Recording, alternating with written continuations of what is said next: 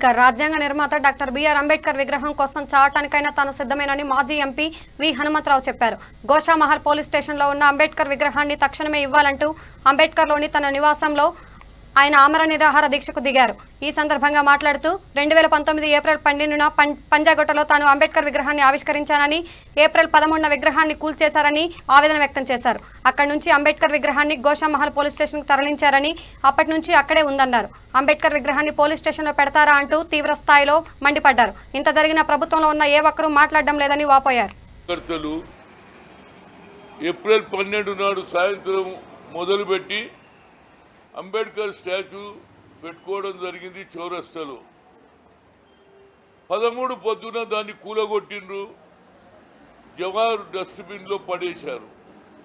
అది తెలుసుకున్నాక నేను కానీ, నాతో పాటు మందకృష్ణ కానీ, అదేవిధంగా రాములు నాయక్ కానీ, బొల్లు కిషన్ కానీ, అదేవిధంగా మరి సంధ్య గారు కూడా అందరం కూడా పోయి మేము ధర్నా చేసినాం.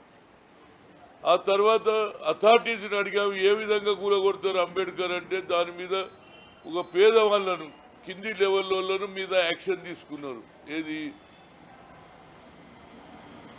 4th లైను ఏదైతే కింది లెవెల్ ఉన్నటువంటి ఏది అసిస్టెంట్ల మీద యాక్షన్ తీసుకోవడం జరిగింది.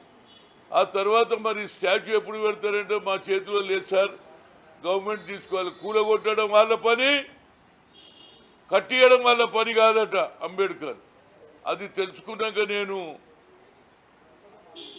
అమలాపురం పోయి ఒక బెస్ట్ స్టాచ్యూ 5 లక్షలు పెట్టి తెచ్చా.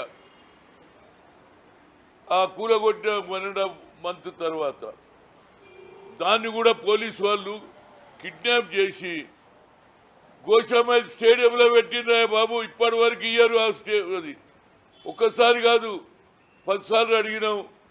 ముఖ్యమంత్రికి లెటర్ రాశా, అదేవిధంగా సోమేష్ కుమార్ గారికి కూడా రాశా.